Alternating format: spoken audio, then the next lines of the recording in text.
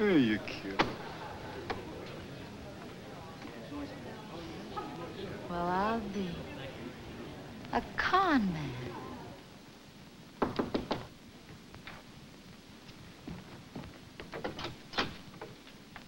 Hiya, sweetie. What's the matter, doll? Dolls leave me cold. Let's keep it strictly business. Remember? What's eating you? You owe me $2. What for?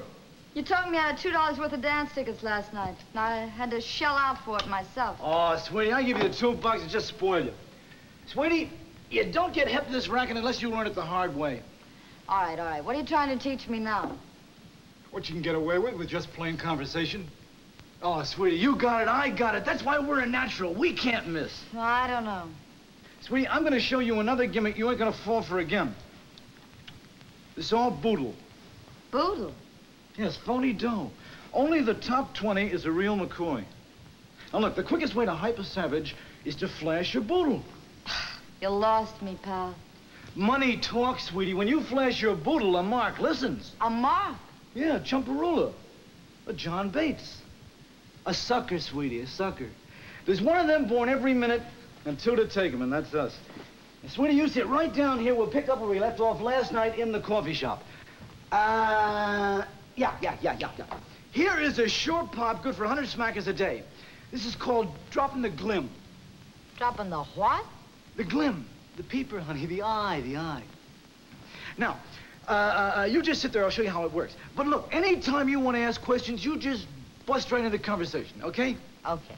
Okay. Now, first of all, I spot a good neighborhood store, you see? So then I go into the proprietor and I tell him I want to buy $300 worth of merchandise, which I know he ain't got. So what's the idea of that? Well, just so that he'll remember me when I come back later to tell him the tale. You see, the whole thing is just to set him up. What is the tale? Yeah. Now I go out, and when I come back in like this, you see?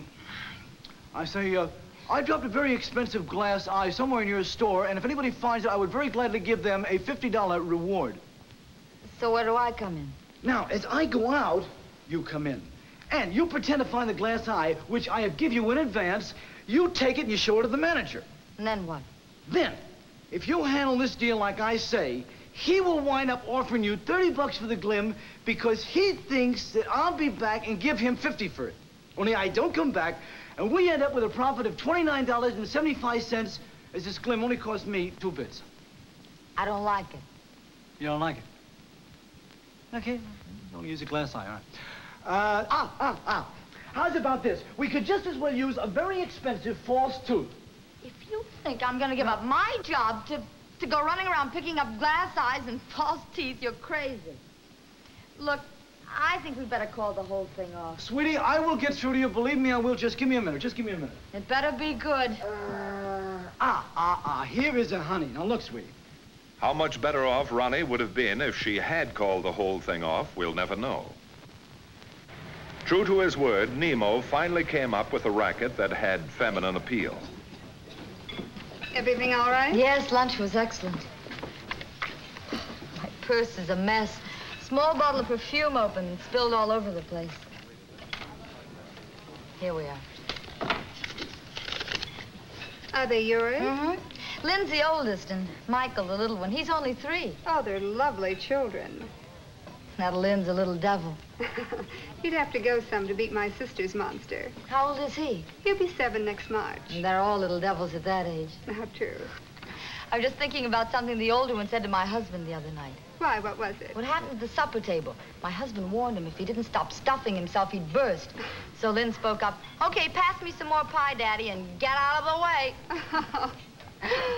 That kid's for you. Cute. Well, guess I better be going. Bye-bye. Bye-bye. Oh, just a minute. You forgot your change. Oh, dear. That's what happens when a mother gets to talking about her children. How true.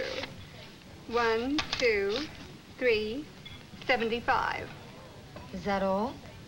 $3.75. Your check came to $1.25. But I gave you a $20 bill. You'd better take another look at your purse. I'm sure you gave me a $5 bill. But I didn't have a $5 bill when I came in here. When I left the house this morning, I put a 20 in my purse. But this is the only place I've been.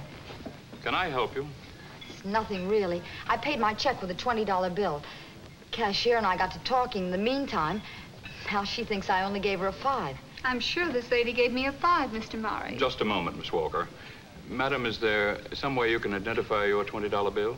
You mean, do I have the serial number? No. No, I didn't mean Mr. that. Murray, the lady said before she came here, a small bottle of perfume spilled over in her purse.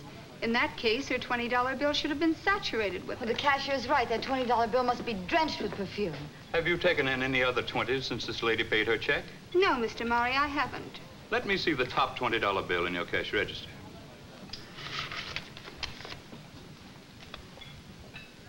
Would you mind opening your purse, please?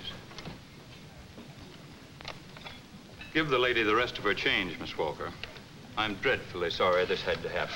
Well, that's quite all right. Mistakes will happen. Ronnie Miles had acted her part well. The restaurant was being fleeced, yet the unsuspecting manager was actually apologizing to the fleecer. The perfume $20 bill? Well, it was planted with the cashier a few moments before by another customer, Ronnie's ingenious partner in con, Mr. Nemo Green.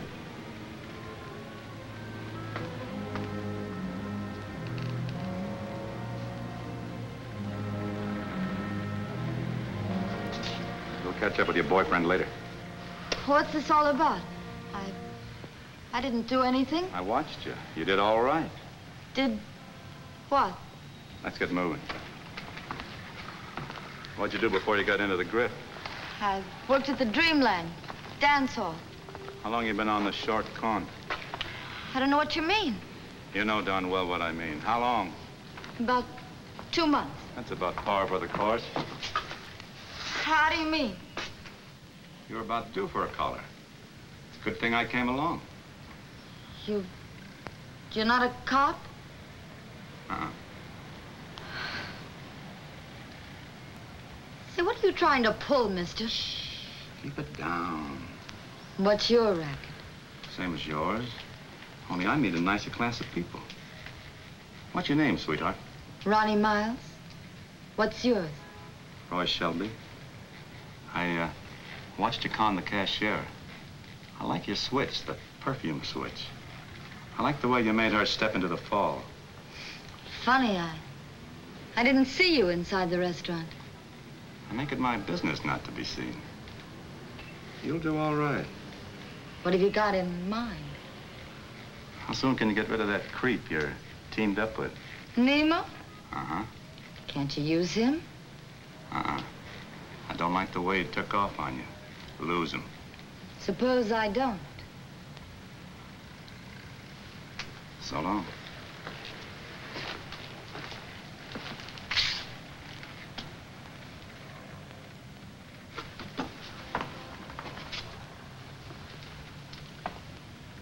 Can I bother you for a cigarette?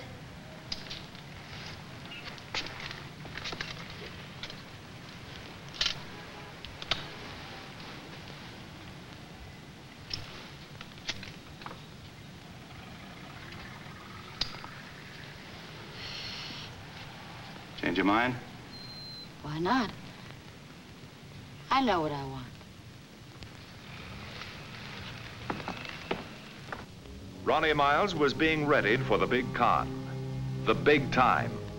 Under Shelby's tutelage, she learned how to rope a mark and set him up for the tear-up in a card game.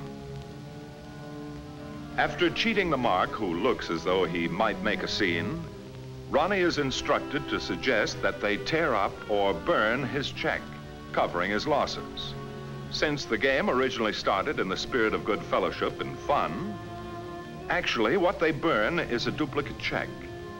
The following morning, the sucker learns to his sorrow that his original check has been palmed and cashed. Next came the tat, con lingo for crooked dice. Seated next to her potential patsy, Ronnie happens to drop a miniature die out of her purse. The patsy, who by this time is feeling no pain, wants to play. Shelby's boys happen in on the scene.